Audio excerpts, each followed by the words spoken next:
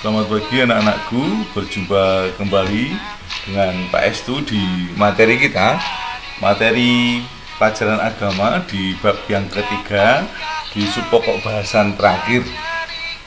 Mengapa terakhir? Karena kita sudah membahas mengenai peran keluarga yang pertama, kemudian yang kedua kita membahas mengenai peran sekolah, lalu dilanjutkan dengan UTS pada waktu itu dengan pemilihan tengah semester atau PTS. Kemudian kita masuk ke peran gereja, dan kemudian yang terakhir adalah peran masyarakat. Jadi secara ringkas itu lingkungan sosial yang membantu kita untuk berperan dalam perkembangan kita itu terbagi menjadi 4 ya.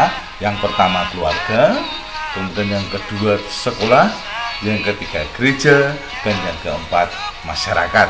Nah, di peran yang keempat ini atau peran terakhir ini kita akan menghayati bagaimana kemudian masyarakat itu ikut berperan dalam perkembangan kita sebagai remaja. Sebagai remaja tentu kita tidak lepas dari kehidupan sosial selain dari keluarga, dari sekolah, dari gereja. Sekarang adalah lembaga sosial atau lingkungan sosial kita adalah masyarakat. Nah, untuk itu kita perlu mengetahui ini apa itu masyarakat. Nah, pengertian masyarakat itu, masyarakat adalah sejumlah manusia dalam arti seluas-luasnya dan terikat oleh suatu kebudayaan mereka yang dianggap sama. Nah, sebagai contoh tentu ini adalah masyarakat yang hidup bersama dalam suatu kelompok dan kemudian dari situ itu punya sesuatu yang kemudian dianggap sama. Nah, kebudayaan yang dianggap sama itu bisa menjadi masyarakat desa begitu, dan masyarakat kota misalnya. Nah, masyarakat kota indikasinya adalah masyarakat modern, masyarakat yang perekonomiannya berdasarkan pasar secara luas dan spesialisasinya di bidang industri dan pemakaian teknologi yang canggih. Kemudian kalau masyarakat desa atau masyarakat tradisional adalah masyarakat yang lebih banyak dikuasai oleh adat istiadat yang lama, atau dalam bentuknya adalah mereka yang kemudian menganut tradisi lama, dan ini banyak dihidupi oleh masyarakat di pedesaan. Kemudian masyarakat sendiri tersusun menurut macam-macam kelompok, organisasi, anggota, ataupun dengan status yang berbeda-beda. Oleh karena itu, hidup bermasyarakat harus diatur secara aktif dan adil.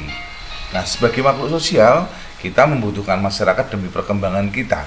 Nah, dalam masyarakat terdapat kebiasaan atau orang-orang yang ditokohkan atau norma, adat istiadat, aturan, sikap, dan pandangan pribadi maupun kelompok.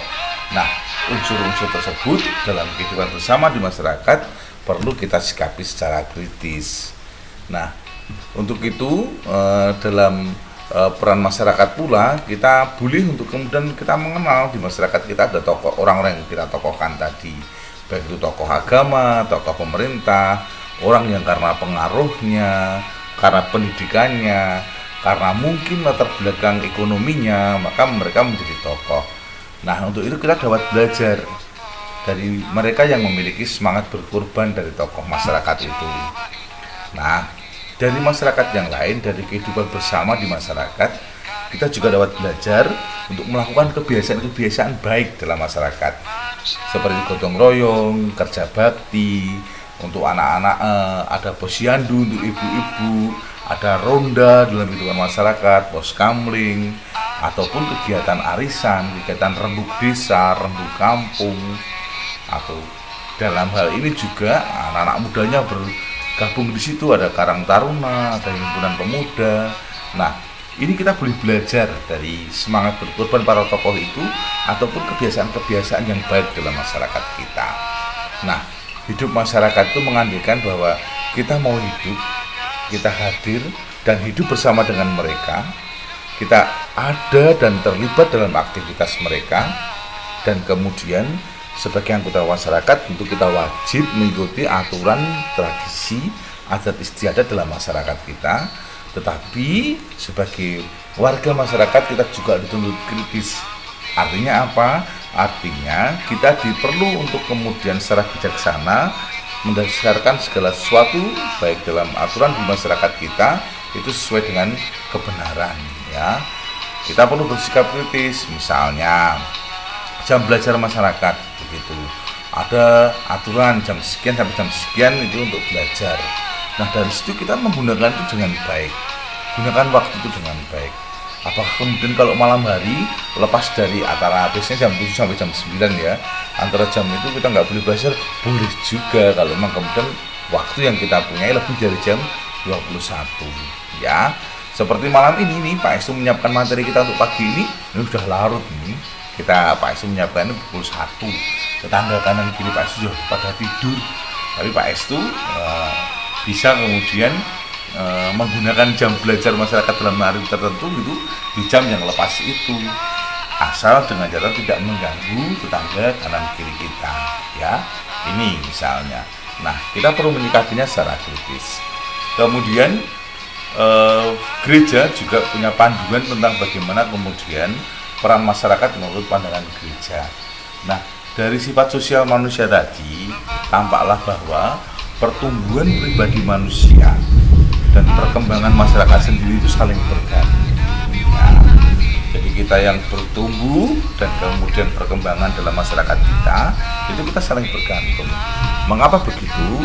Sebab asas, subjek dan tujuan semua lembaga sosial memang seharusnya adalah pribadi manusia. Tujuannya adalah menyelamatkan manusia satu dengan yang lain.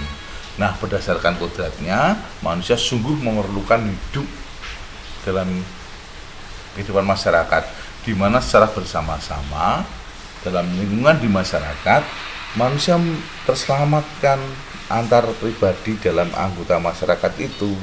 Jadi aturan bersama dalam masyarakat itu menyangkut ya keselamatan pribadi sebagai anggota masyarakat, juga keselamatan sebagai komunitas dalam masyarakat tersebut.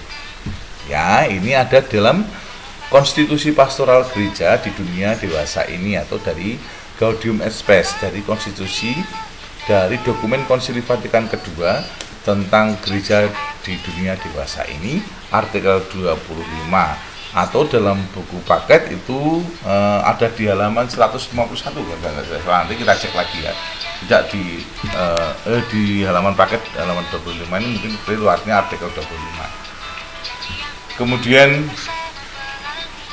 yang kedua, supaya kesaksian kita akan hidup Kristus itu dapat membuahkan hasil, hendaknya kita dengan penghargaan dan cinta kasih menggabungkan diri dengan sesama, menyadari diri sebagai anggota masyarakat di lingkungan kita, dan ikut serta dalam kehidupan budaya dan sosial melalui aneka cara pergaulan hidup manusiawi di berbagai kegiatan. Artinya, gereja meminta kita untuk kita terlibat langsung dalam kehidupan masyarakat. Kita melaburkan diri dalam kehidupan bersama, menyadari bahwa kita itu sebagai anggota dalam lingkungan sosial kita. Nah dari situ kita bergaul secara manusiawi dengan masyarakat di sekitar kita, sebagai pelajar, sebagai remaja di lingkungan perumahan misalnya, apalagi yang tinggal di kampung maupun di pedesaan. Tentu kita juga dituntut untuk kemudian sebagai remaja kita bisa bergaul dengan masyarakat di kanan kiri kita, dengan satu komplek perumahan kita, dengan tetangga kita ya, mengikuti orang tua kita boleh untuk bergaul, bersahabat dengan anak-anak remaja seusia kita di lingkungan kita. Nah kita walaupun begitu itu juga perlu bersikap kritis. Sikap kritisnya apa? Bahwa dalam kehidupan masyarakat tentu mungkin ada penyimpangan-penyimpangan sebagai akibat dari misalnya tokoh masyarakat yang menyeleweng atau menggunakan kepentingan pribadi atau kelompok dengan mengorbankan kepentingan hidup bersama. Tetapi kita juga harus taat, bahwa ketaatan kita kepada pemerintah, ketaatan kita kepada anggota masyarakat, ketaatan kita kepada tokoh-tokoh masyarakat di sekitar kita tidak boleh melemahkan ketaatan kita kepada Tuhan. Mungkin jika kemudian ada pengaruh-pengaruh buruk, atau mungkin di tetangga kanan kiri kita memberikan pengaruh buruk remaja-remaja di sekitar kita boleh bersikap kritis untuk tidak ikut-ikutan dalam arus itu ya. Kita harus kemudian melebur dalam kegiatan positif di masyarakat, namun juga bersikap kritis seandainya pergaulan di situ kemudian memang berindikasi buruk, Estu mengajak kita ke hal yang buruk, ya kita harus bersikap kritis untuk menjauh. Ambil positifnya, kita boleh mengenal tetangga kanan kiri kita. Namun jika kemudian itu berakibat buruk bagi kita pun juga harus mengambil jarak untuk tidak mengikuti hal yang buruk, tapi kita tetap bergaul dengan masyarakat kita, ya. Itu yang penting. Kemudian sebagai warga gereja sekaligus warga masyarakat dan warga negara, kita harus ikut terlibat dengan apa yang terjadi di masyarakat. Nah, komunitas beriman Kristiani sama sekali tidak dapat dipisahkan dari masyarakat atau merasa lebih eksklusif daripada yang lain. Nah, masyarakat memberi peran bagi perkembangan kita.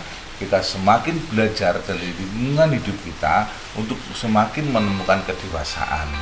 Kita belajar dari hal-hal baik dari tokoh-tokoh masyarakat kita, untuk kemudian dari sana kita boleh menghayati banyak hal untuk kemajuan kita.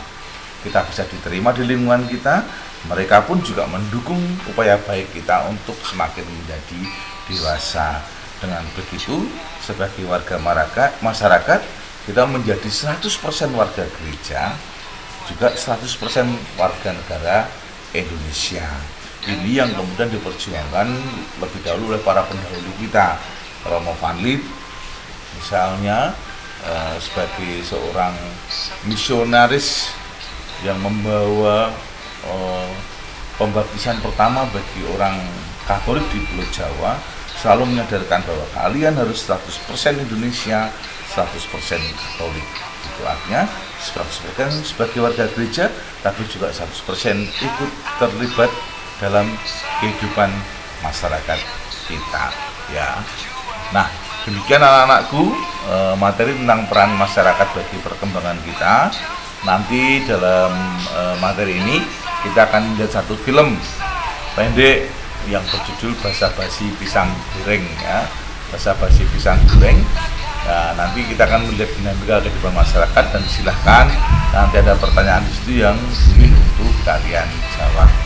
Itu anak-anakku. Baik, terima kasih banyak. Selamat berproses untuk belajar hari ini. Tuhan memberkati untuk keberhasilan kita semua. Sukses menyertaimu.